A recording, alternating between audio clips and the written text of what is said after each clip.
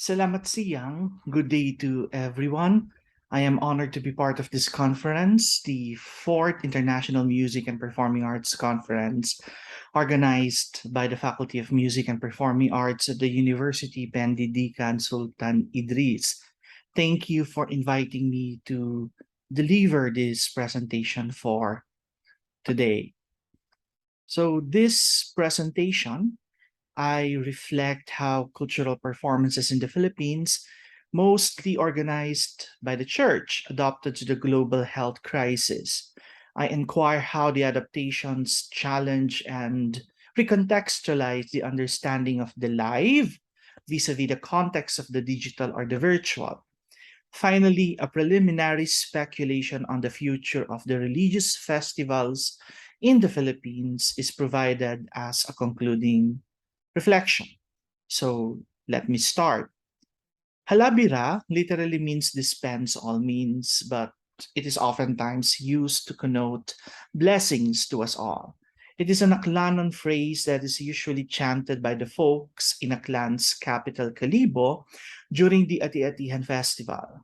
Several Catholic festivals all over the Philippines have adopted the chanting of the phrase.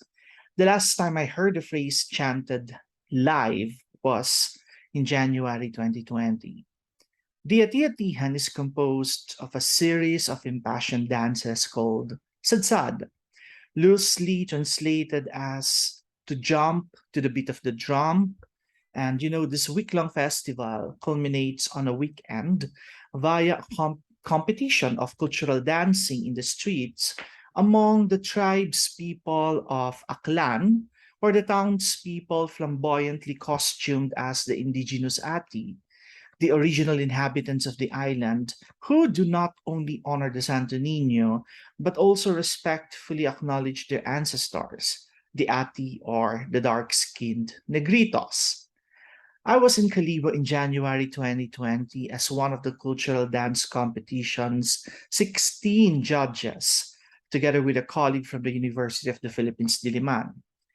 For the two of us, it was an exciting encounter since it was our first time to witness what is commonly highlighted as the mother of all festivals in the Philippines. However, our visit to Calibo was cut short. Our host rebooked our airfare for us to fly back to Manila immediately. A group of tourists in Aklan's Katiklan Airport, the gateway to Boracay Island, a popular tourist destination in the archipelago, had to be quarantined for showing symptoms of COVID-19. Then a new virus that was beginning to haunt the world. The COVID-19 was not yet threatening the Philippines at that time. However, everyone knew that the epidemic had a huge possibility of transforming itself into a pandemic. Until the last week of January, there were 0 cases in the country. Nonetheless, everyone was anxious. The first quarter of the year has always been, the coldest in this tropical nation. And according to the Philippines' Department of Health, the virus is highly active during the cold season. Okay.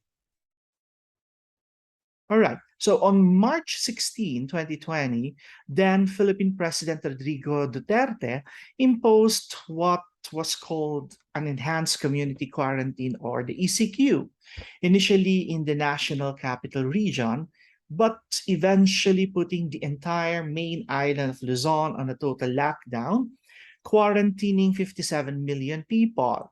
This was imposed to protect the transmission of the virus from one person to another and one community to another, especially since by March 2020, the epidemic was already a global health crisis. President Duterte formed the Interagency Task Force for COVID-19, or the IATF. It was led by the Department of Health, and it was formed to fight the virus as it started to terrorize the nation.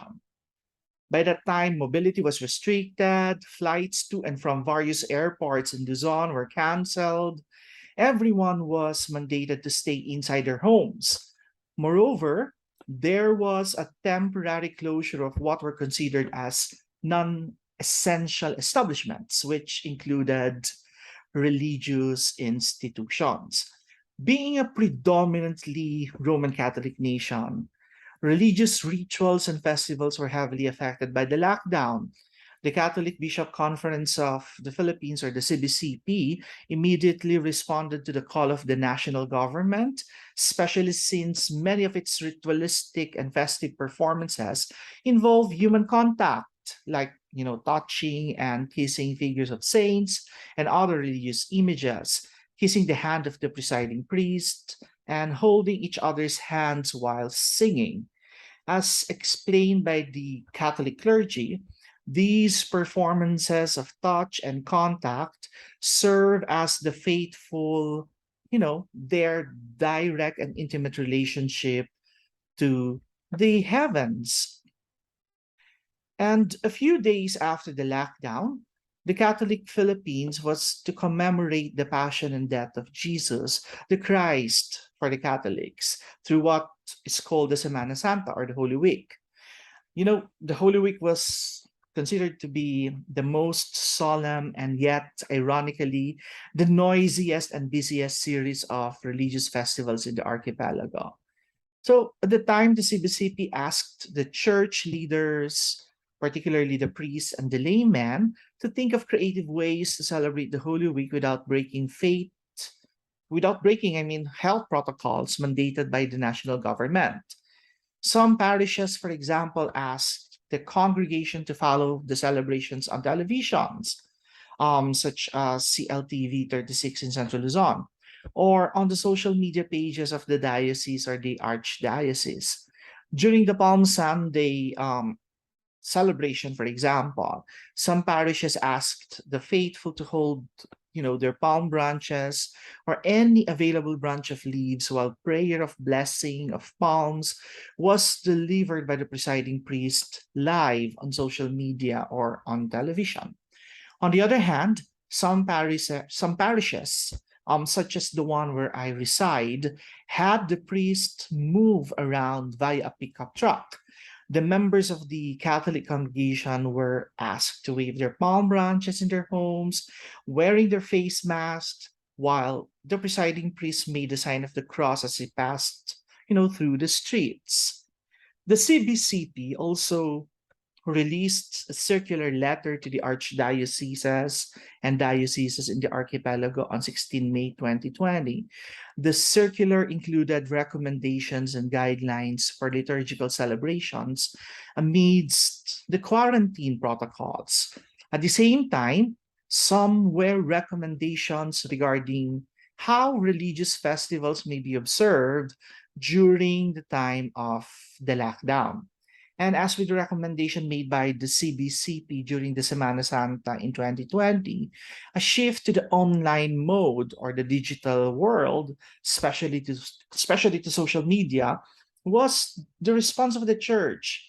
The CBCP emphasized the use of social media at first via Facebook, then later YouTube was also explored in the liturgy and the church's other ritualistic activities. There was, the shift to the digital. Nonetheless, the church also knew that going to the public was a necessary engagement and an important aspect of its catechetical mission. Several church rituals involve processions during important church calendars. These have always been, instruments for the church to reach out to the commoners. The processions involve human-like figures depicting theological and biblical narratives, such as these examples that you see in your screen right now. So the figures are tableau vivant, they are stationary, and they are in full embroidered costume, posed dramatically with props, complete scenery, and even theatrically lit in huge wagons, locally called the carro.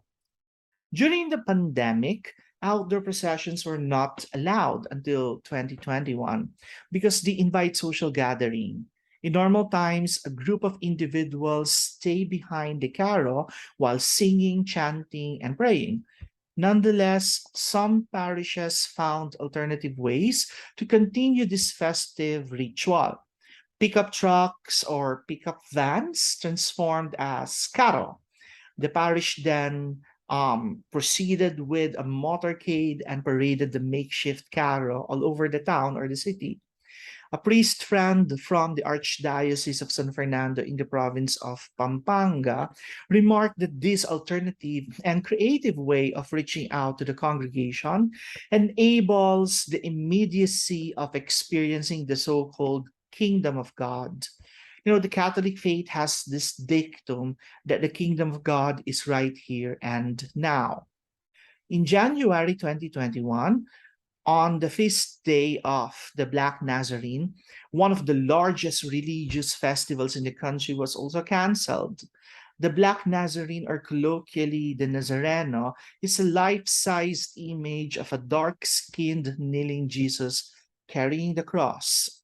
In pre-COVID times, the ritual performance involves devotees who undergo panata or sacrificial vows.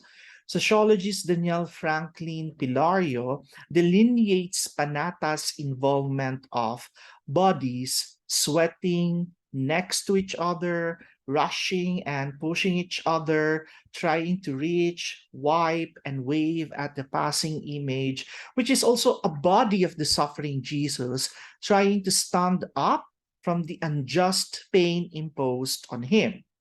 The festival involves a barefoot procession of an almost 4.5 mile journey, starting from the Quirino Grandstand in Manila, and it snakes its way towards the narrow streets of the city of Manila, going to the Basilica Minor de Nazareno, or the Quiapo Church. Okay, so as early as November 2020, the Quiapo Church and the City of Manila leaders, they plan to proceed with the celebrations via a motorcade replacing the traslación, or the ritualistic transfer of the 400-year-old image from the Quirino Grandstand to the Quiapo Church. The motorcade was also planned to be live streamed via the official Facebook page of the Quiapo Church and the City of Manila. However, the plan did not push through for reasons undisclosed, save the speculations that the caretaker of the image and the parish priest contracted the virus. Instead, an online Eucharistic celebration was live streamed with the Archbishop of Manila presiding the Mass inside the Quiapo Church. This year, 2022, the plan was to open the church to up to 70% of its total capacity through traslación. Okay, although this festive traslación would still not be performed. However, Metro Manila had a surge of the Omicron variant beginning to January 2022, and for this very reason, the plan was once again shelved. So my priest friend emphasized the significance of intimacy and immediacy in live performances of Catholic Church rituals. His remark reminded me of the debate regarding the ontology of performance sometime in the late 1990s. Particularly, I was reminded of Philip Auslander's argument that media technology like television and now the new media, the internet, has encroached on live events to a point where these performances are conceived to be not live at all. In other words, Auslander proposes that live performances have become more and more mediatized events. And in my view, Auslander's position on mediatization seemed to be the prophetic vision of theater and performance beginning the second quarter of 2020. I remember his description of a performance where a live event was being recorded and the recording was also projected on stage. According to him, Given the simultaneous presentation of the live and the mediatized, audience members will focus their attention to the projected performance. Since the rapid, widespread of COVID-19, most performances shifted online. And because of this, audience members are no longer focusing on live event because even the live event, so to speak, is highly mediatized. Okay, so with the theater and performance communities going digital, the arguments about the non-reproducibility of theater seems to be so passé and absurd. The community has embarked into what was believed to be the new normal, such is the case of the Philippine Educational Theater Association, or PETA, which partnered with the local digital platform for live events, KTX.ph, during the pandemic. The partnership paved for PETA to continue producing performances, restaging plays, and even to venturing into documentary filmmaking.